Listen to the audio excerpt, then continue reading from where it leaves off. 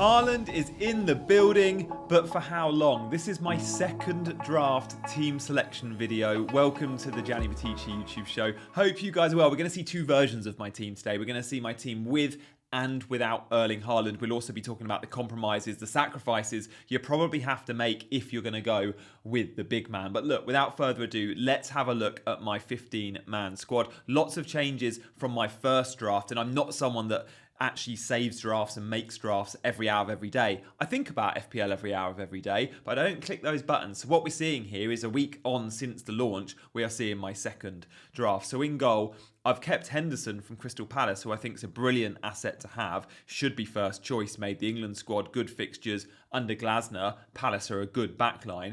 But then I'm going with the Chelsea, hopefully, number one. Now, Sanchez might not be the number one. And if he's not, and if we don't know he's going to be, I probably won't risk it. But let's assume that we know enough and that Sanchez is the number one at Chelsea going into the new season. And Maresca tells us, or we see in pre-season.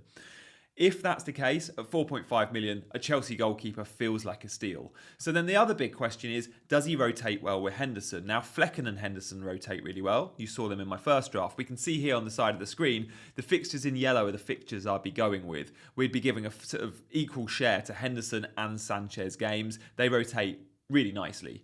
So they are my two goalkeepers. Let's have a look at the defence, midfield and attack, which, guys, spoiler alert, have had a ton of changes since my first draft. So stay tuned for that. And if you fancy hitting those buttons, like and subscribe would be amazing. You may also seen on the channel like my defence only video. I was digging in the scout members area for a very long time on that. So if you want to see some data, go check out my best defence show, which has helped me pick these 5 players. And you can check Fantasy Football Scout out in the description. I'm spending lots of time in the members area, as my wife keeps reminding me.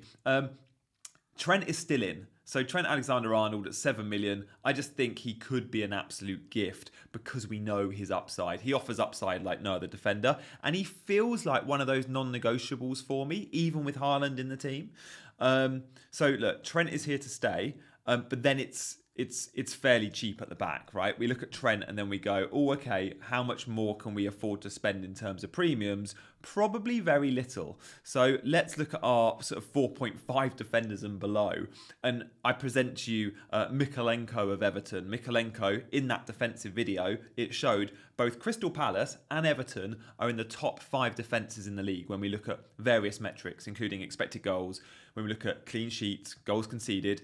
Everton and Palace are 2 of the top 5 defences. So you're going to see Everton and Palace representation here on quite a big level. Mykolenko is in for that reason. He's cheaper than the 5 million centre-backs and he offers a little bit of assist threat.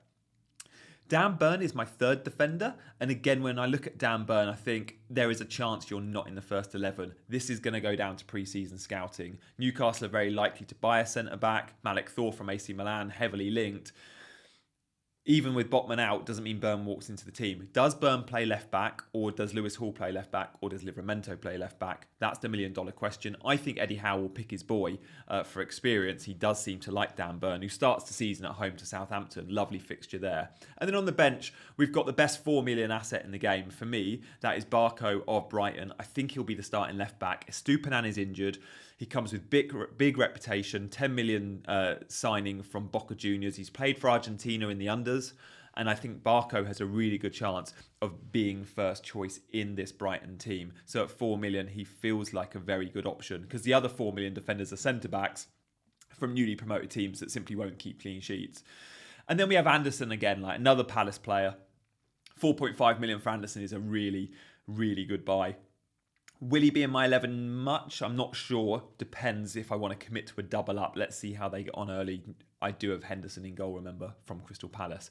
So look, that's my back 5, but it's about to get very exciting. Let's have a look at that attack, shall we, guys? And thank you, by the way, for liking. And if you're new around here, do subscribe to the channel. We'll start, shall we, with Mo Salah. A bit like Trent, feels like a non-negotiable, purely because of the fixtures and the team he plays for. There is, of course, a big question mark over new manager. Does the new manager come in and perform to the levels that we saw Liverpool perform under Klopp? Maybe not straight away, but given the fixtures, he's got every chance. we might see him struggle. But against Ipswich, against Brentford and Man United in the first three, and then Forest and Bournemouth at 4 and 5, you've got to back those fixtures. And that's why Mo Salah and Trent, for me, I just think have to be in. I don't think I can compromise on those two positions, whether I've got Haaland in my team or not, by the way. Okay? We'll move on to my other midfielders. But first, guys, just want to give a shout out to OneFootball, who I'm delighted are sponsoring this episode. Now, I use OneFootball every single day without fail. It's where I get my football news from. It's where I watch various video clips. And I've just seen that you can even watch Napoli's pre-season friendlies on the OneFootball app. So if you fancy checking that out, then do check out the link in my description. Get downloading OneFootball for all your transfer gossip, your goals, and your football news, guys. Let's move on, shall we, to Phil Foden. So again, he's in this draft because I think he's been a little bit underpriced. Like, I look at Foden and think he should be the same price as Saka. He should be arguably the same price, maybe very close to Cole Palmer. Well, he's $1 million cheaper than Palmer. He's $500,000 cheaper than Saka. And what we saw last season was Foden playing to a different level. If he maintains that, which I believe he can, then we've got a hell of an FPL asset on our hands. Alongside him, Anthony Gordon hasn't left my team, just like Foden and Salah. These three feel pretty nailed for me. Gordon's home form is insane. Newcastle attack is super, super good. And again, I've got an attack show coming out. Do check that out, where we talk about how Newcastle's attack was the third best performing last season. They created more big chances than any other team. They were fourth for expected goals. They were fourth for goals scored. And all in all, from the best attacks in the league, I ranked them at number 3, Newcastle, which is why Gordon has to be in for me. And then Nkunku. Nkunku, who could play on the left, could play number 10, could even play as an advanced 8, but I think we'll see game time as number 9. He's a 6.5 midfielder. Have FPL got this price wrong? Maybe they have. Maybe this is the only big error they've made in terms of pricing, and they've done a great job. And Nkunku, 6.5 mid, yes. Especially for those that want to go without Cole Palmer. He covers you in that Chelsea attack. And then also alongside Nkunku, and this is a big difference in terms of the format of my team, I was looking at a 4.5 mid. Now my first bench option, I've gone with Leon Bailey of Aston Villa. Now that feels like a really bold move because Bailey was in and out of the team, but with the RB leaving and with Bailey playing well, certainly for the second half of last season, I think Bailey will be a mainstay in this Aston Villa team. And if he is, I want to cover that attack because I can't quite reach Ollie Watkins, who's 50% plus owned. I think there's goals in the Villa attack. I like the fixtures, kind of. They're not bad. West Ham, Arsenal, then it's Leicester, Everton, Wolves. And Bailey is one of these players that just shoots on sight. He's an exciting pick. And at 6.5 million, I feel like Bailey's a bit of a steal. So sure, he's on the bench here, but I think he'll be in the 11 a huge amount. And actually, it will be a choice each week of going, oh, do you bench a Gordon or Nkunku or Bailey, maybe one of my forwards. So let's speak about those forwards, shall we? We're going to see my Haaland draft in just a second, right? We're going to now talk no Haaland draft. This team is no Haaland draft, and a few changes will make it a Haaland draft. But my first forward in is Kai Havertz of Arsenal. I've been thinking about Havertz since the game dropped, going, if I buy an Arsenal attacker, I'm not going to be able to afford Saka or want to allocate the funds to 10 million Saka. I think Odegaard feels just like second best at 8.5. I'm probably going to go for a forward, and I'm probably going to go for Kai Havertz, who was so good when he moved to the number 9 at Arsenal. Halfway through the season, we saw a different Kai Havertz. He played number 9 for Germany. He's clearly now seen as the focal point of this attack. There's nothing false 9 about it. Havertz at 8 million, playing up front, sure, he gets 1 fewer point for a goal. He gets 1 fewer point for a clean sheet. He doesn't get the clean sheet point, but he does do better in the bonus point system because of it. And I think we would have seen 12 additional bonus last year if he was a forward. So all in all, Havertz moving to a forward doesn't matter too much, but he's 8 million, and that's the key thing here. So I pretty much decided I could have Ollie Watkins at 9 million plus a non-event in midfield, or I can have Havertz and Bailey. Havertz and Bailey just feels like it's better for my squad. So Havertz is in, and he's alongside 2 players that haven't left my draft. Isak, for the reasons we spoke about with Gordon, I want to back that Newcastle attack. And when I look at Gordon and Isak in their own right, in isolation, they're both very, very, very good picks. So why not the double up? maybe we're worried about eggs in baskets, but eggs in baskets can also be a pro. It can be a not necessarily a con, it can be a benefit. And I think that Newcastle attack, especially for the first day of the first weekend of the season, Southampton at home is a good, juicy fixture for Isak and Gordon points. So Isak is in at 8.5. And then Solanke, I like his fixtures. He's the talisman at Bournemouth. He plays Forest, Newcastle, Everton, and then sure, it's Chelsea, Liverpool after that, but then it gets good again. And Solanke just feels like that player that when Bournemouth score, you know, when you get that alert on your phone, when you're checking the OneFootball app, you go, yeah, goal and assist. I know Solanke's getting one of them. And again, he's going to be a big beneficiary of the bonus points system. His BPS last year would have been something like 20% higher with the new metrics of shots on target and being fouled. So Solanke is one of the big winners.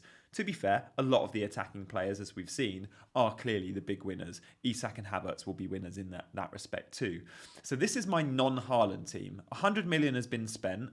The big changes, I guess, from my first draft are I've taken Watkins out, Havertz is in, I've taken an enabler out in midfield and Bailey's in, and I've also downgraded that defence a little bit. So there's no 5 million Matheson and there is, say, a 4 million Barco in there.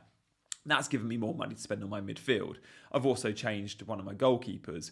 But how do I get Erling Haaland in this team? Well, the good news is I can keep my key men. I can keep Trent. I can keep double Newcastle attack, which feels important to me. And I can keep Mo Salah. So how does Haaland come into this team? Well, first and foremost, let's just take Kai Havertz out for Haaland, right? That would be the compromise for me. I think Isak and Solanke feel like they've got to stay. So Havertz is in this team, not any longer. Hello, Erling Haaland. But how do we make this work? Because we're a lot of money down here. We're a lot of money down. I've got to find 7 million. I'm going to find that 7 million by simply changing the formation and making 2 further transfers. So what we're going to do is we're going to go from the 3-4-3 formation to a 4-3-3. So let's put in one of our defenders from the bench into the 11, okay? So we've got a back 4. Which means I'm going to have to start a back 4 every week, but I think that's okay with the rotation we've got. And we saw on screen earlier the different defenders I've got. We've got a Brighton defender alongside Trent, or an Everton, Newcastle or Palace defender. And we can see here, I've put some of my fixtures here in green as to who would play alongside Trent. And if I went with Haaland, I'd be looking for a 3rd green each week. At the moment, if it's a back 3, I'm only looking for 2 green fixtures each week. So it's a 4-3-3. Haaland's in. So what moves do I have to make? Well, Phil Foden, you're going to have to come out. Apologies, I want Foden in my team, but I've already got Haaland, and it's just a case of going, which Man City attacker do you go with? 5.5 price difference. Foden out. Let's put Harry Winks in. 4.5 million. He'll play every minute for Leicester. You don't expect goals or an assist, but you're just getting minutes here.